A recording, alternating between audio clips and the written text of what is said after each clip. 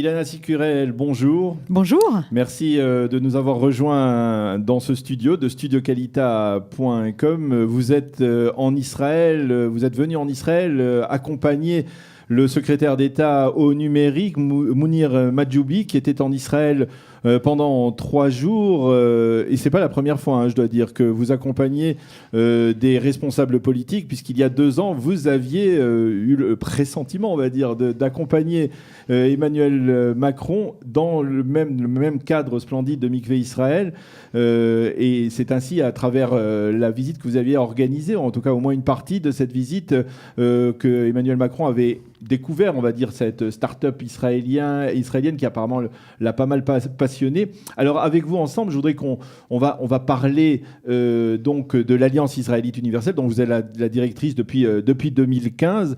Mais dans le cadre de cette visite, Mounir Majoubi, et surtout après l'intervention assez magistrale et impressionnante qu'il a faite mardi soir, si je ne m'abuse, mardi soir donc à Mikvé Israël.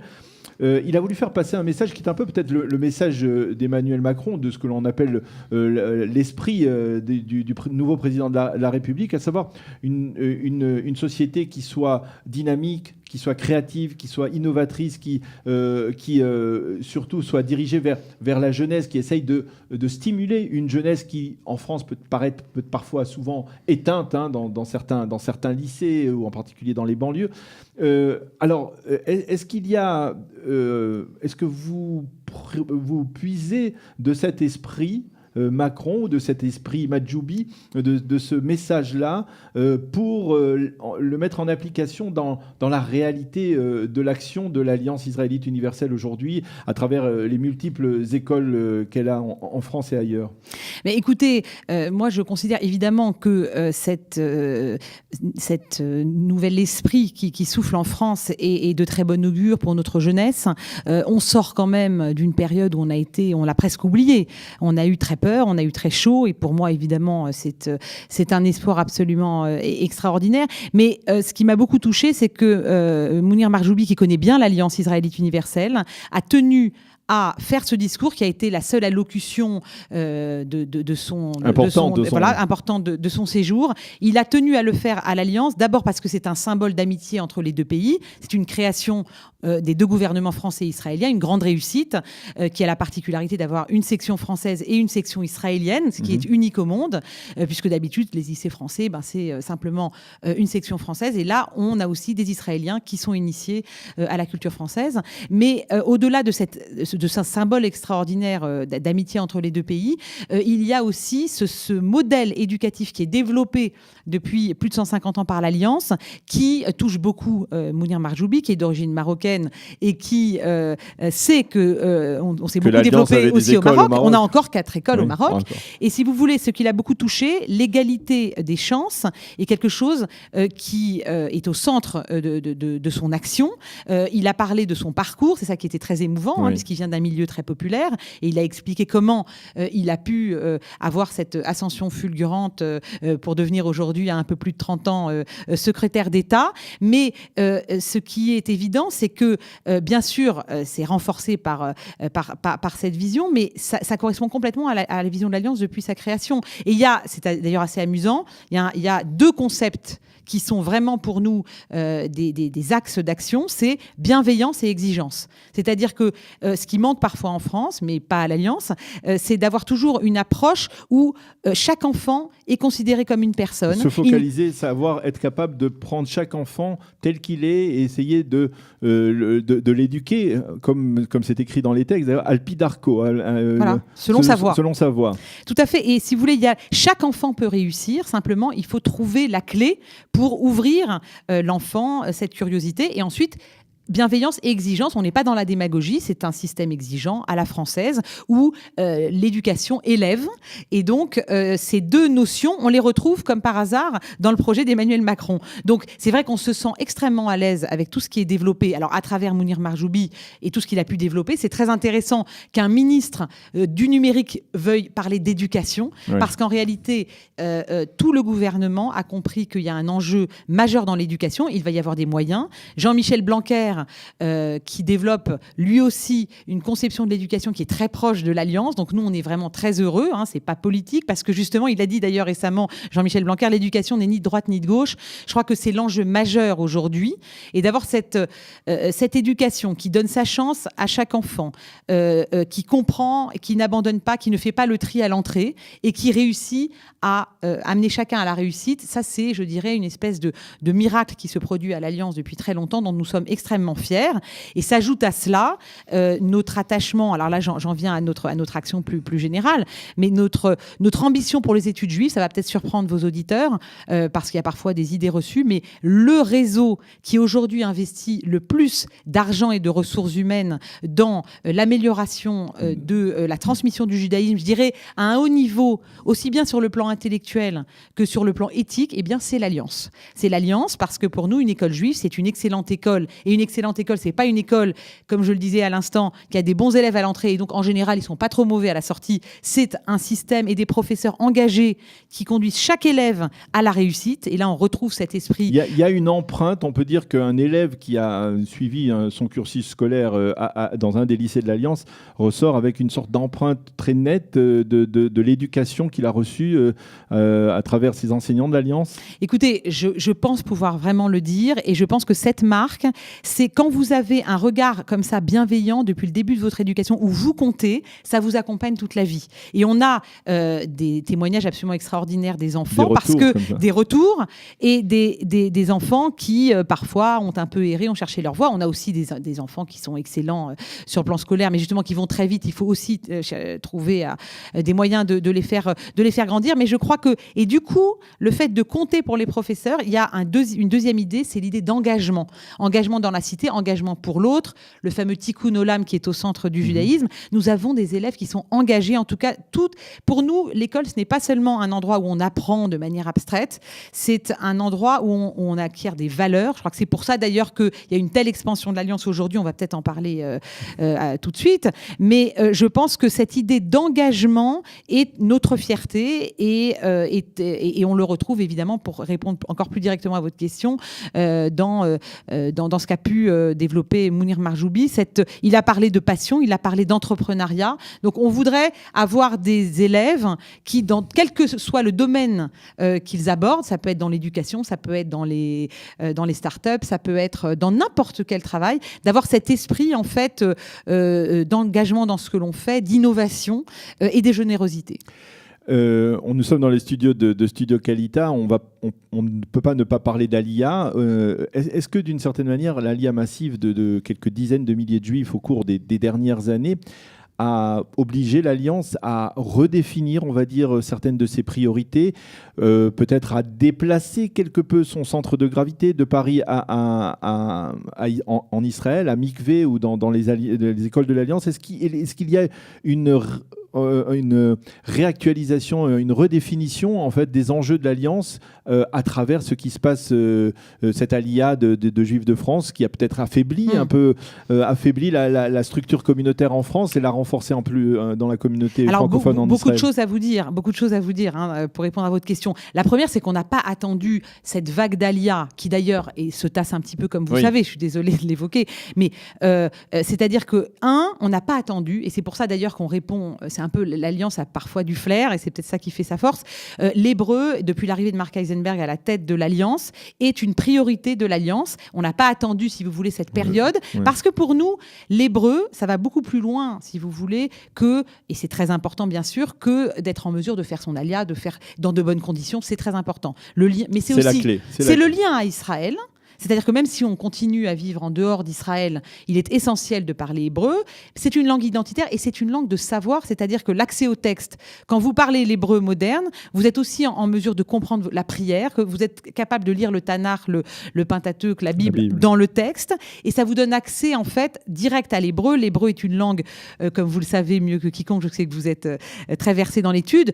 Si vous avez une traduction, vous loupez 80% de ce jeu sur les mots, de cette richesse, de cette polysémie. Donc, si vous voulez, l'hébreu a été une priorité de manière extrêmement claire depuis l'arrivée de Marc Heisenberg. Moi, je suis arrivée en même temps que lui. Et donc, c'est vrai qu'on avait pris un petit peu d'avance. L'attachement à Israël, les voyages en Israël étaient quelque chose de toute façon qui était au cœur de notre mission. Donc, on n'a pas attendu cela. Maintenant, effectivement, il y a eu nous, l'Alliance depuis le début, et c'est ça qui fait sa force, c'est identifier, faire un diagnostic des besoins de la communauté juive, où qu'elle soit, et y répondre. Donc je dirais qu'aujourd'hui, on a vraiment une double mission. Il y a la mission d'accompagner cette alia qui sait, même si elle est un peu tassée, elle est quand même en progression très nette. On sait que c'est pas toujours facile pour les familles, et donc évidemment, on s'investit énormément. On a développé le lycée franco-israélien, davantage celui qui porte aujourd'hui le nom de Marcel et Lucette Drahi, qui étaient les parents de Patrick Drahi et tous deux instituteurs de l'Alliance au Maroc. Donc évidemment, mais il était déjà là pour accueillir les enfants. Donc ça fait 10 ans qu'il a été créé. Vous n'êtes pas effectivement sans savoir qu'on a effectivement un nouveau établissement franco-israélien, Maïmonide, qui est une espèce de continuité de Maïmonide Paris, qui se développe également à Mikvé Israël. Donc je dis aux auditeurs, venez découvrir ces deux établissements qui sont très intéressants, tous deux très ambitieux et qui ont, je dirais, une petite qui ont une sensibilité un peu différente. C'est plus religieux à Maïmonide, c'est plus dans la continuité de ce qu'on peut peut-être avoir dans une école juive traditionnelle en France. Et puis vous avez donc ce lycée franco-israélien. Mais ce développement-là, voilà, il était déjà initié avant et voilà, ça continue. Est-ce que vous avez remarqué dans les écoles de l'Alliance au cours des dernières années une sorte de déplacement, on va dire, communautaire? Il y a ceux qui sont partis en Israël, on va dire donc, on va parler de 30 000 juifs de France qui sont montés en Israël au cours des 5-6 dernières années. Mais est-ce qu'on a vu arriver, on va dire, des juifs dont l'identité s'était totalement estompée et qui, à la suite de ce qui s'est passé, des attentats, de ce qui s'est passé ces dernières années, veulent retrouver leur identité juive et presque naturellement arrivent dans des écoles de l'Alliance qui ont donc ce cachet de qualité et qui ne sont pas, on va dire, des écoles orthodoxes comme les réseaux de Tzara Torah, etc., qui sont une sorte de passerelle en douceur d'une identité très faiblement exprimée vers une identité un peu plus solide? Oui, alors le paradoxe, c'est que on parle parfois d'un recul des effectifs dans les écoles juives de France. C'est ça. En fait, on parle de 10-20% de moins. Voilà, nous, en fait, on est en pleine expansion. C'est peut-être un peu un paradoxe, mais je crois que le modèle de l'Alliance correspond vraiment à ce que recherchent aujourd'hui les Juifs de France dans leur diversité. Et je dois dire, quand je vous dis qu'on est en pleine expansion, ça veut dire que chaque année, on ouvre 3, 4, 5 classes pour répondre aux besoins. Et on a des demandes, on a des listes d'attente. Donc, c'est vraiment intéressant. Alors, pourquoi est-ce que ce modèle il correspond aux Juifs de France? Parce que c'est un modèle qui est un modèle pluraliste, où chacun vient comme il est. Ça va de la famille orthodoxe qui fait Shabbat depuis des générations à la famille qui vient de découvrir qu'elle est juive et qui vient, comme vous le dites, avec très peu de connaissances, mais soit parce que dans la zone où il habite, ça devient difficile d'être juif et qu'il a ressenti, bon, ça peut arriver. Mais vous avez effectivement, comme vous l'avez dit dans votre question, vous avez aussi un appel identitaire comme ça qui se réveille et la fierté de l'Alliance. Parce que pour moi, c'est ça le message de l'Alliance depuis l'origine, c'est l'unité du peuple juif. Et c'est ça la force du modèle de l'Alliance. Et on a peut-être des choses à apprendre aux Israéliens là-dessus. Ah oui, c'est que les Juifs peuvent les Juifs, dans leur diversité, peuvent étudier ensemble. D'abord, tout le monde a le droit à l'étude. Tout le monde a le droit à une étude de haut niveau. Tout le monde a le droit... il ne faut pas que ce soit le monopole, en fait, des orthodoxes ou voire des ultra-orthodoxes de connaître les textes. Après, on pratique ou on ne pratique pas. On fait... Mais c'est d'abord une religion du savoir et tout le monde y a droit. Et bien sûr, dans les études de l'Alliance, dans les écoles de l'Alliance, il y a aussi l'expérimentation des fêtes, etc. C'est un enseignement traditionnel, mais ouvert, éclairé et qui accueille tout le monde, chacun à sa place, dans l'exigence intellectuelle et éthique. Et ça, c'est un modèle qui ressemble au judaïsme français dans ce qu'il a de spécifique. Et une fois encore, peut-être, j'en parlais ce matin, je visitais une école que j'aime beaucoup ici, qui est une école qui s'appelle l'Alliance Ramat Aviv, très belle école, une des meilleures du pays, dont on est très fier, qui est une école considérée comme publique, non religieuse. Et on en parlait et on se retrouvait complètement là-dessus, parce que c'est vraiment une école de l'Alliance. Les enfants, on disait avec la directrice, Madame Kagan, qui est absolument remarquable et qui sauve le français, il y a 1500 élèves qui apprennent le français. Tout le monde doit enseigner des Israéliens. Pas mal d'Olim Hadashim aussi qui sont arrivés, à peu près une trentaine. Donc ça, c'est aussi intéressant à savoir. C'est aussi une possibilité pour les gens qui font leur alia de faire ce choix, pour les gens qui sont peut-être moins religieux. Mais on se disait toutes les deux que la force de l'Alliance, ce serait de développer entre cette école considérée comme Chiloni, comme laïque, de développer une étude, une approche du texte, une approche du Talmud, parce que on se retrouvait toutes les deux. Enrichir ce système, ce qu'on appelle le mamlarti en Israël, l'enrichir d'un bagage plus de textes, de connaissances des textes plus riches que jusqu'à présent, parce que c'est vrai que ça fait défaut parfois dans ce système. Si vous voulez, ce hiatus qui existe quand même encore aujourd'hui en Israël entre les religieux et les non-religieux est un drame, je pense, pour le peuple juif. Et je pense qu'en tant que juif de diaspora, et en particulier juif français porteur d'un modèle comme ça pluraliste, on a quelque chose à apporter. Et nous sommes d'ailleurs quittés avec l'idée de développer un genre de projet pilote pour faire étudier les élèves religieux et non-religieux ensemble autour des textes. Et je pense que c'est absolument merveilleux. Et pour terminer, elle me disait que, et c'est un paradoxe qu'on observe souvent, que ce sont finalement les élèves qui viennent de France ou d'ailleurs, mais qui viennent de la diaspora, qui éveillent les Israéliens à leur identité juive. Alors, je ne sais pas, il nous reste 1 minute. Quels sont les enjeux de cette rentrée scolaire, les programmes urgents, ou en tout cas les prochains projets que vous avez à concrétiser à l'Alliance cette année ? On en a énormément, mais je parlerai en particulier du campus que nous développons dans le 17e. Il y a 2 écoles qui se sont rejointes sur l'ancienne école israélienne dans le 17e, et avec un trio de directrices absolument extraordinaire. Donc, je dirais que c'est l'une des grandes nouveautés de cette rentrée, avec un campus potentiellement extraordinaire, parce qu'il y a très peu de lieux à Paris qui peuvent proposer des lieux de sport, une énorme cour, etc. Et beaucoup d'ambitieux sur le plan pédagogique. Donc ça, c'est un très très bel, je dirais, un événement de cette rentrée pour nous. Et puis on continue à s'occuper j'ai beaucoup de choses à vous dire, mais j'insisterai quand même sur un programme qui marche très bien, le SNEJ, la section normale des études juives, où vous avez une trentaine de jeunes, entre 20 et 30 ans, qui viennent 2 fois par semaine étudier. Certains sont religieux, certains ne le sont pas.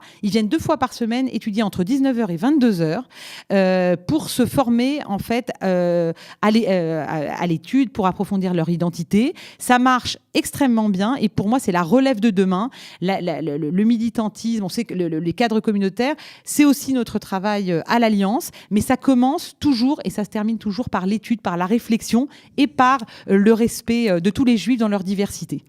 Eh bien, Ilana Sicurel, merci d'avoir été avec nous. Merci de nous avoir enrichi des réalisations et des développements de l'Alliance israélite universelle que vous dirigez donc depuis 2015. Et on vous souhaite une bonne continuation et beaucoup de réussite pour cette nouvelle année scolaire et en tout cas pour cette action dans le cadre général de l'Alliance israélite universelle. On aurait pu parler de beaucoup d'autres choses, de la bibliothèque de l'Alliance, de toutes sortes d'autres réalisations de l'Alliance, peut-être même en marge donc de l'action éducative. Mais et de la formation au judaïsme des professeurs de l'éducation nationale dont nous nous occupons aussi. Mais je reviendrai vous voir avec grand plaisir lors de mon prochain passage. Vous êtes invité. Dès que vous passez en Israël, on vous invite ici et vous serez la bienvenue. Merci Daniel. À bientôt. Merci Ilana et à bientôt. Voilà, c'est la fin de cet invité de la rédaction de ce matin sur studioqualita.com.